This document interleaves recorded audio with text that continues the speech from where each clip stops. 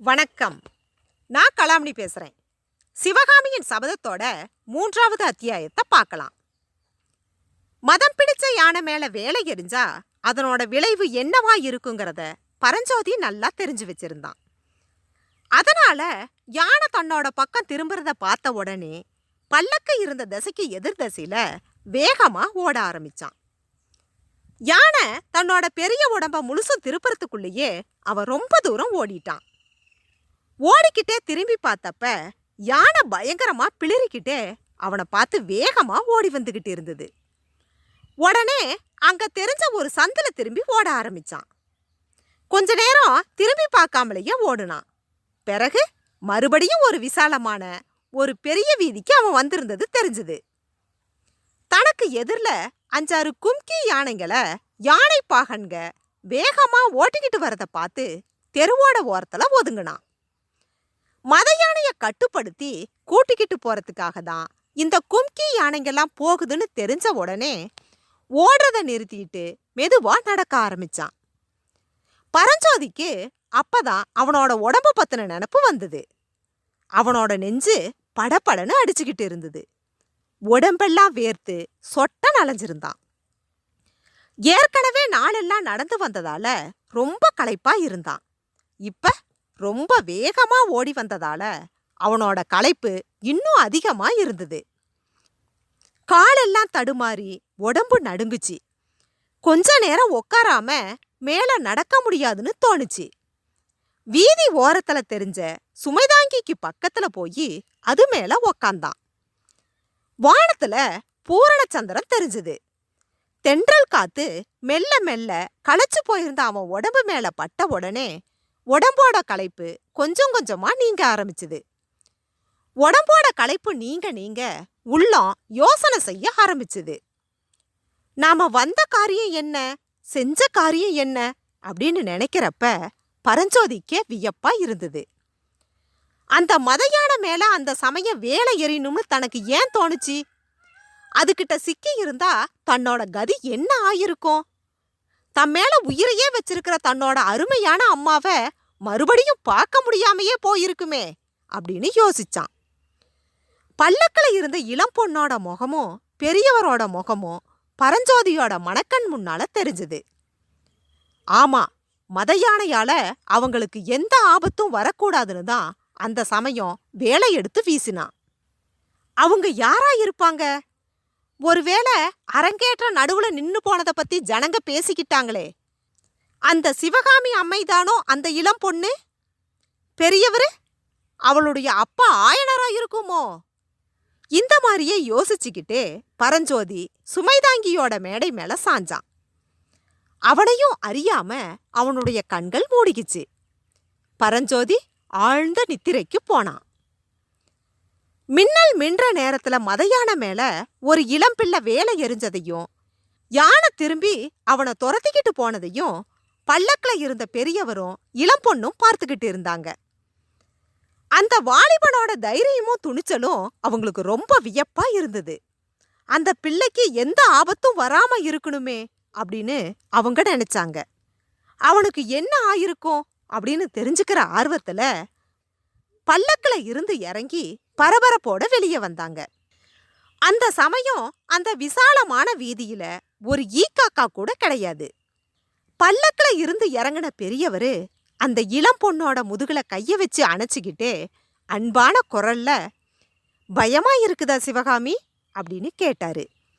இல்லவே இல்ல அப்பா, பயமே இல்ல அப்படின்னா சிவகாமி.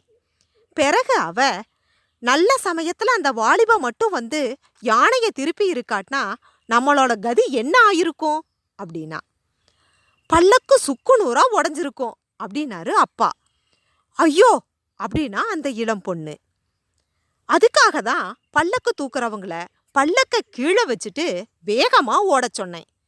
நாமளும் பக்கத்து வீட்டுக்குள்ள ஓடி தப்பி இருக்கலாம், ஆனாலும் வந்த ஆபத்து பெருசுதான் அப்படின்னாரு பெரியவரு.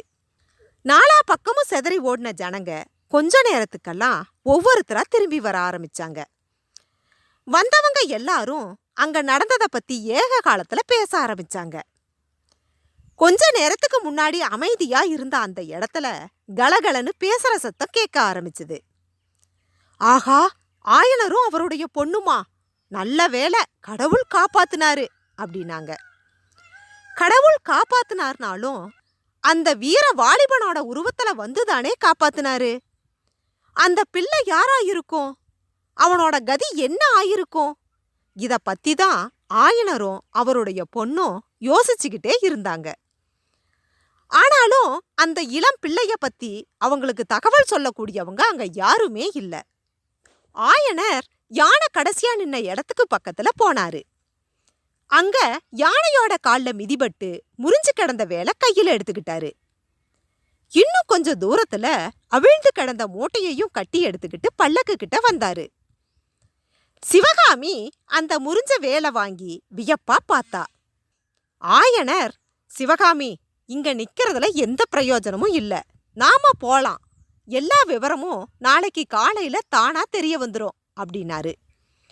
அப்பாவும் பொண்ணும் பல்லக்குல ஏற நினைச்ச சமயத்துல கொஞ்சம் தூரத்துல குதிரைங்க ரொம்ப வேகமா வர சத்தத்தை கேட்டு 2 பேரும் தயங்கி நின்னாங்க. நிலா வெளிச்சத்துல முன்னாடி 2 வெள்ளை குதிரைகள் பாஞ்சு வரதும் பின்னாடி 5-6 குதிரைகள் தொடர்ந்து வரதும் தெரிஞ்சுது. முன்னால வந்த குதிரைங்கள்ல 2 கம்பீரமான ஆண்மகன்கள் இருந்தாங்க. அவங்கள தொடர்ந்து குதிரைகள் மேல வேல் பிடிச்ச வீரர்கள் தெரிஞ்சாங்க. குதிரைகள் பல்லக்குக்கு பக்கத்துல வந்து நின்னதும் ஜனங்க பயபக்தியோட கொஞ்சம் விலகி நின்னாங்க. மகேந்திர மகா பல்லவர் வாழ்க! திரிபுவன சக்கரவர்த்தி வாழ்க! குணபுர மகாராஜா வாழ்க! குமார சக்கரவர்த்தி மாமல்லர் வாழ்க! அப்படிங்கிற கோஷம் நாலா பக்கமும் கேட்டுச்சு. வெண்குதிரைகள்ல முன்னால வந்தவங்க மகேந்திர சக்கரவர்த்தியும் அவருடைய பையன் நரசிம்ம பல்லவரும் தான் அப்படின்னு தெரிஞ்ச உடனே ஆயனரும் சிவகாமியும் ரொம்ப வியப்படைஞ்சாங்க. சிவகாமி ஆயனருக்கு பின்னால ஒதுங்கி வெக்கத்தோட நின்னா. அவளுடைய பெரிய விசாலமான கண்கள் மகேந்திர சக்கரவர்த்திக்கு பின்னால குதிரை மேல இருந்த குமார சக்கரவர்த்தியையே பார்த்துது. மகேந்திர சக்கரவர்த்தி, ஆயனரே, இது என்ன, நான் கேள்விப்பட்டது ரொம்ப விபரீதமா அல்லவா இருந்தது அப்படின்னு சொல்லிக்கிட்டே குதிரை மேல இருந்து இறங்கினாரு. ஏகாம்பரர் அருளால அபாயம் ஒன்னும் நேரல பிரபு அப்படின்னாரு ஆயனர். சிவகாமி ரொம்பவும் பயந்துட்டாளா அப்படின்னாரு சக்கரவர்த்தி. சிவகாமி பயப்படல, இதையெல்லாம் அவ ஏதோ வேடிக்கைன்னு நினைச்சு பார்த்துக்கிட்டு இருந்தா அப்படின்னு சொல்லிக்கிட்டே ஆயனர் அன்பு நிறைஞ்ச கண்களால தனக்கு பின்னால அடக்கத்தோட நின்ன சிவகாமிய பார்த்தாரு. அப்ப சக்கரவர்த்தியும் அவளை பரிவோட பார்த்து, சிவகாமி, ஏன் தலை குனிஞ்சு நிக்கிற? அரங்கேற்ற தப்ப நடுவுல எழுந்து போயிட்டேன்னு என் மேல கோபமா அப்படின்னாரு. சிவகாமி வெட்கத்தோட அமைதியா நின்னா. பல்லவேந்திரா, சிவகாமிக்கு அவ்வளவு தெரியாதா? ஏதோ ரொம்ப முக்கியமான காரியமா தான் தாங்க எழுந்து போயிட்டீங்க அப்படின்னாரு. ஆமா மாயனரே, ரொம்ப முக்கியமான காரியம்தான், எல்லாம் பிறகு விவரமா சொல்லறேன். மந்திர ஆலோசனை முடிஞ்சு வெளியில வந்ததும் உங்களை பத்தி தான் விசாரிச்சேன். நீங்க புறட்டு போயிட்டதா தெரிஞ்சுது. ஏன் இவ்வளவு அவசரமா கிளம்புனீங்க அப்படின்னாரு சக்கரவர்த்தி. ராத்திரி வீடு போய் சேர்ந்தாதான் காலையில என்னோட வேலையை பார்க்க முடியும். ஒரு நாளும் வீணா போக வேண்டாம்னு தான் இன்னைக்கே கிளம்புன பிரபு அப்படின்னாரு ஆயனர். ஆமாம், உம்மோட தெய்வீக சிற்பக்கலையை விட்டுட்டு உம்மால ஒரு நாள் கூட இருக்க முடியாதுதான். சரி, இப்பவும் ராத்திரியே போறதா உத்தேசமா அப்படின்னாரு. ஆமாம் பல்லவேந்திரா, பட்ட பகல போல நிலா வெளிச்சம் தெரியுது, ராத்திரியே போறதுதான் உத்தமம் அப்படின்னாரு.